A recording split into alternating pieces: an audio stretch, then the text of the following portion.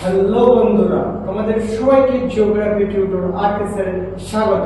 আমি আজকে আলোচনা করব দশম শ্রেণী বায়ুমণ্ডলের চ্যাপ্টার থেকে।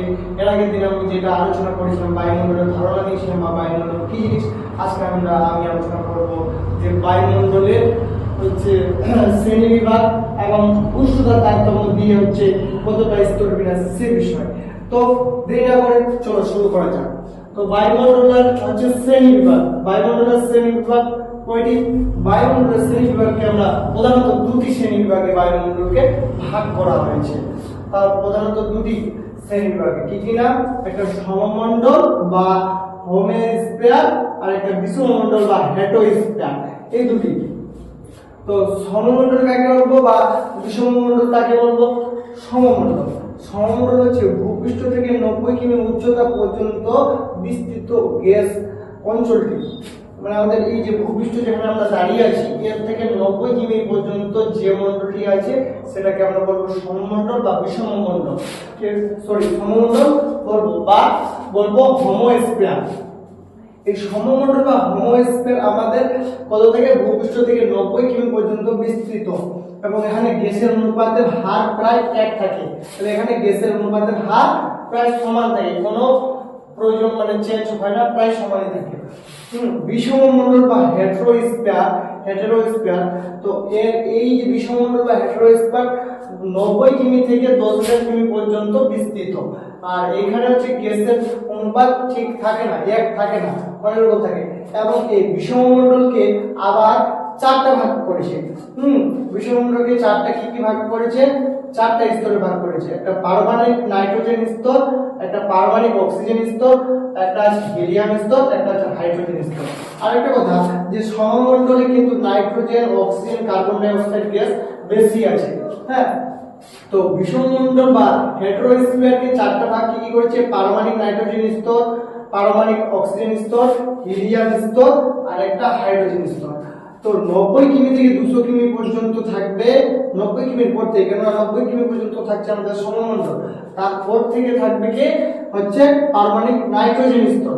90 কিমি থেকে 200 কিমি উচ্চতা পর্যন্ত বিস্তৃত আছে পারমাণবিক নাইট্রোজেন স্তর, এবং 200 কিমি থেকে 1100 কিমি পর্যন্ত থাকে পারমাণবিক অক্সিজেন স্তর, এবং হিলিয়াম স্তর থাকবে 1100 থেকে 3,500 কিমি পর্যন্ত, এবং 3,500 কিমি থেকে 10,000 কিমি পর্যন্ত থাকবে হাইড্রোজেন স্তর। তাহলে এটা হলো শ্রেণী বিভাগ। উপাদানের ক্ষেত্রে বায়ুমণ্ডলের শ্রেণী বিভাগ প্রধানত দুটো স্তরে, এবং উষ্ণতার দিক দিয়ে, উষ্ণতার দিক দিয়ে পৃথিবী বায়ুমণ্ডলে কটা স্তর আছে? তো উষ্ণতার দিক দিয়ে বা উষ্ণতার তারতম্য অনুসারে স্তর বিন্যাস আছে 6টি। আমরা উষ্ণতার দিক দিয়ে বায়ুমণ্ডলের 6টি কি কি?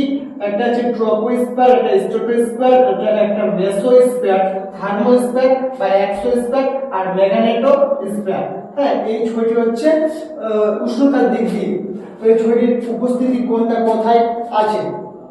তো প্রথমেই সবচেয়ে নিচে ভূপৃষ্ঠ থেকে প্রায় 18 কিমি উচ্চতা পর্যন্ত আছে কে? ট্রপোস্ফিয়ার।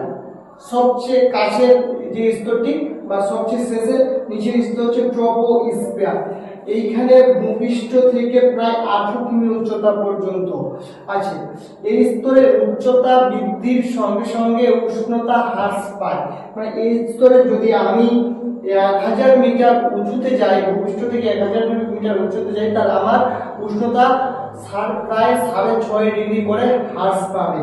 হ্যাঁ, এই স্তরে আমাদের উষ্ণতা হ্রাস পায়, এবং এই স্তরে 75% ধূলিকণা এবং 100% জলকণা নিয়ে আছে। এই জন্য এই স্তরে জলকণা, জঞ্জাট, ঝড়, বৃষ্টি সবকিছু হয়। এই স্তরে আরেক নাম ক্ষুব্ধ স্তর। তো আমাদের এখানে ঝড়, বৃষ্টি, জল যা হয় এই ট্রপোস্ফিয়ার থেকেই হয়। এবং ট্রপোস্ফিয়ার, তারপরে আছে স্ট্রাটোস্ফিয়ার এবং ট্রপোস্ফিয়ার এবং স্ট্রাটোস্ফিয়ারের সীমারেখাকে ট্রপোজ বলে। এবং স্ট্রাটোস্ফিয়ার 18 কিমি থেকে 50 কিমি পর্যন্ত বিস্তৃত স্ট্রাটোস্ফিয়ার। এইখানে স্ট্রাটোস্ফিয়ারে উচ্চতা বৃদ্ধির সঙ্গে সঙ্গে কি হয়? তাপমাত্রা বৃদ্ধি হয়। এই স্তরে প্রায় 0 ডিগ্রি সেলসিয়াসের তাপমাত্রা যায়, এবং এই স্তরে কোনো জলকণা বা ধূলিকণা থাকে না বলে এখানে কোনো জলীয় বাষ্প গিয়ে পৌঁছায় না। সেজন্য এই স্তরে কোনো রকম ঝড় বৃষ্টি বা কোনো কিছু হয় না। বা এই স্তরে আরেকটি নাম আছে শান্তমণ্ডল, বা এই স্তর দিয়ে জেট প্লেন চলাচল করে, জেট প্লেন। এবং এই স্তর এবং এরপরে আছে মেসোস্ফিয়ার, যেটা মেসোস্ফিয়ার, এটা ওজোন স্তর, যেটাকে আমরা বলি যে স্ট্রাটোস্ফিয়ার এবং মেসোস্ফিয়ারের মাঝে যে হচ্ছে সীমারেখা, সেটাকে ওজোন স্তর বলে। হ্যাঁ, এবং মেসোস্ফিয়ার হচ্ছে 50 কিমি থেকে 80 কিমি পর্যন্ত বিস্তৃত মেসোস্ফিয়ারের মাঝে হচ্ছে যে মেসোপজ, এখানে আবার তাপমাত্রা আবার হ্রাস পায়, মানে কমে যায়, এখানে প্রায় -100°C তাপমাত্রা চলে যায়। এবং থার্মোস্ফিয়ার, এখানে আবার তাপমাত্রা বৃদ্ধি পায়, এখানে আবার তাপমাত্রাটা বেশি হয়। তারপরে আছে এক্সোস্ফিয়ার, তারপর আছে থার্মোস্ফিয়ার। তাহলে এই হচ্ছে 6টা আমাদের হচ্ছে তার উষ্ণতা তারতম্য অনুসারে 6টি হচ্ছে স্তর বিন্যাস উষ্ণতার দিক দিয়ে, এবং প্রধানত বায়ুমণ্ডলের উপাদানের দিক দিয়ে দুইটাকে শ্রেণীবিন্যাস করেছে, একটা সমমণ্ডল বা হোমোস্ফিয়ার, একটা বিষমমণ্ডল। তাহলে এই টপিকটা বোঝা গেল।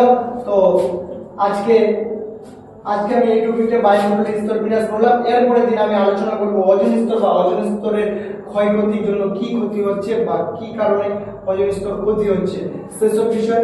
তো আজকে এই পর্যন্তই। যদি আমার ভিডিও ভালো লাগে তো অবশ্যই লাইক, কমেন্ট এবং শেয়ার করবেন, এবং তোমার বন্ধুকে তো অবশ্যই শেয়ার করবে, তাকে তাদের দেখার সুযোগ করে দেবে।